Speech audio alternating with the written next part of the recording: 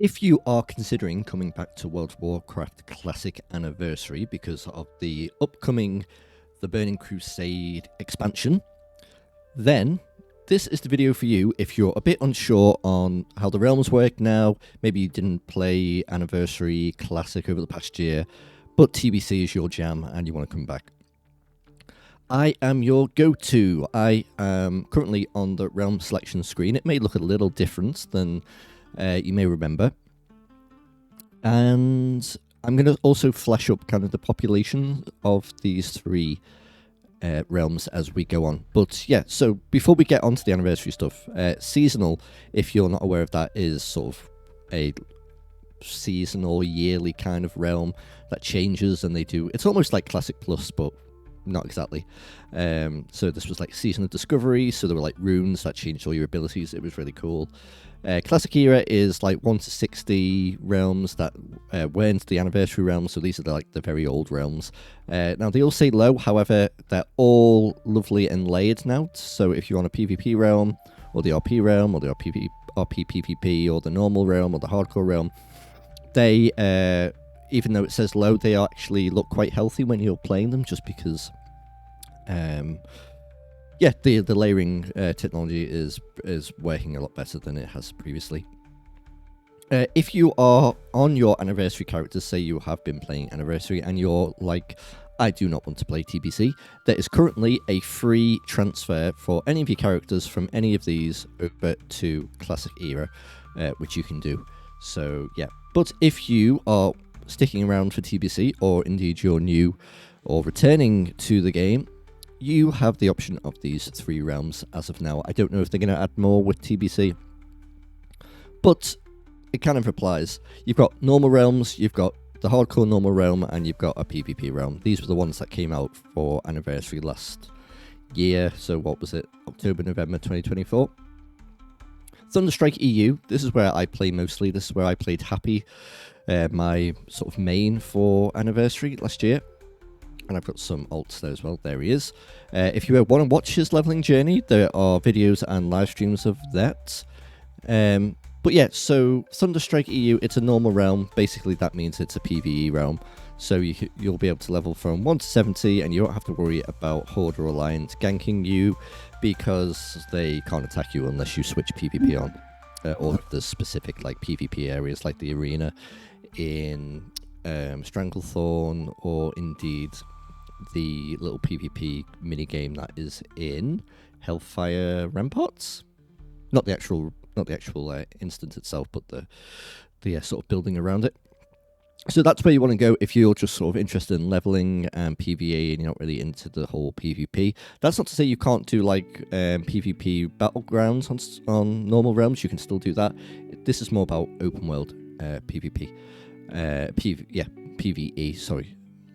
So yeah, that's where you want to go if you don't want to worry about that. Soul Seeker is the hardcore realms. If you're not aware, hardcore realms became official a few years ago after it was a community game mode. That is where you make a character and you can either do solo self-found, so that means that this little thing here, basically if you die, it doesn't matter if you're solo self-found or not. If you die, then you're dead and you have to make a new character. I think you can transfer them to other realms as well. However, the difference between solo self-found and this normal hardcore character is this guy can use the auction house and trade with people. This guy can't. It's only what you find and what you make and all of that. So if you're up for that challenge, then there you go. For a lot of people, it's their main way of playing WoW. For me, it's always been like fun little side projects and stuff like that. I've never got the super far with hardcore, but I think I'd like to really give it a good go in the future. And then finally, Spine Shatter EU. Yeah, I should say as well, these are EU realms. I don't have a US account, so I don't know what the actual realms are called there. They might be the same, but it's still the same idea. Normal, hardcore, PvP. So I've got a character here who I'm thinking of playing into TBC. We'll see. I don't really vibe with PvP realms. I originally played on PvP realms back in vanilla, back in 2005, and it was cool back then, but if you're busy and you want to level and you don't want to spend the 2 hours getting ganked and not making any progress, probably not for you. But people have a lot of fun on PvP realms, and there are lots of cool adventures and stories to be told by you probably might be in Stranglethorn and you'll notice a character who's probably ganked you for the past like 5 levels, and one day you might get your own back on him in a future future area or something like that. If you're into all of that, then go for it. But yeah, I am probably going to be playing on Thunderstrike. I'm still trying to settle on a character. I'm leveling a undead priest with a friend at the moment. Obviously, we've got Happy the Mage. But yeah, I'm not sure. But I want to talk about realm population as well. So, one moment. I will flash this up now. But you should be able to see that Spine Shatter EU, the PvP realm, is pretty well split 50-50. Well, it's like 49.9, 50.1%. Really good for a PvP realm. That's because there's just one of them. There's nothing worse than a PvP realm that's unbalanced, because it just means, the chances are if you're on the lower percentage Horde or Alliance, then you are just going to get ganked over and over. This means it's fairly balanced. It means that when you go out into the world, you're going to see Alliance, you're going to see Horde. You're still going to be fighting each other, but you just might have a better chance of survival, because it won't be just overwhelming odds. Thunderstrike EU is a bit more Alliance based, 60% to 36%. Doesn't matter too much, really, because of it's all PvE focused. So this is where I imagine a lot of the raiding guilds are and stuff like that. And then Soulseeker EU, once again, doesn't really matter. It's more Alliance-based.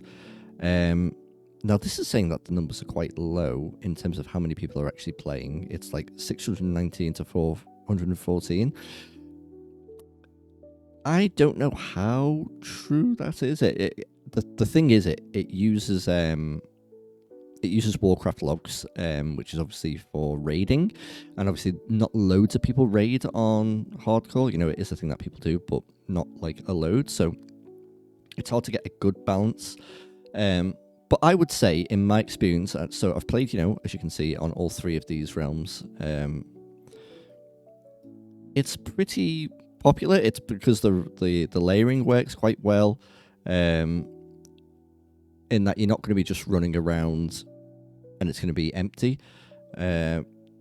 However, the one thing you have to consider is when it comes to release on TBC, there's going to be a hell of a lot of people playing, and even with all the layering and all of that, you're going to really, really struggle to like catch mobs and stuff like that. It may be worth giving it a few days. I did that with Happy, and it made it a lot easier. Now, the classic anniversary release was actually really good, and it wasn't like days upon days of like not being able to do stuff. I think I spent maybe 2 or 3 days on a Horde character before I went over to Happy, and once I'd logged in, I could level absolutely fine. So hopefully that happens with TBC as well. The layering works well enough that it's not going to be a complete mess. But yeah, that is my little talk on realms for anyone returning or coming to the game. Thunderstrike EU if you want to level without worrying about PvP. Soulseeker if you want a hardcore challenge and a one life mode. Spine Shatter if you want to be PvPing in the open world and having a good little ruck with either the Horde or the Alliance. Finally, I want to say thank you for all the support on the channel from the last video.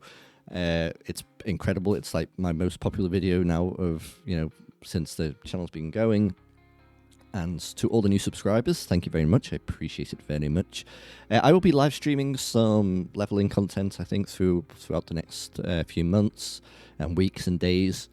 In terms of actual content that's going up on the channel, still figuring that out at the moment. Obviously, it seems like this short form kind of chatty kind of content does a bit better than the long form leveling, so maybe that's best left to live streaming. But yeah, thank you so much. I hope to see you there. I will probably be playing Thunderstrike. Come along if you wish. I will not be making a guild because We made a guild last time, and it kind of just it went from a community guild to something that I didn't want it to be. So if people want to make casual guilds and play together, and if you're part of a guild and want to invite me, go for it. But I will not be doing any kind of leading or anything like that. Thank you once again for watching. See you very soon, and bye for now.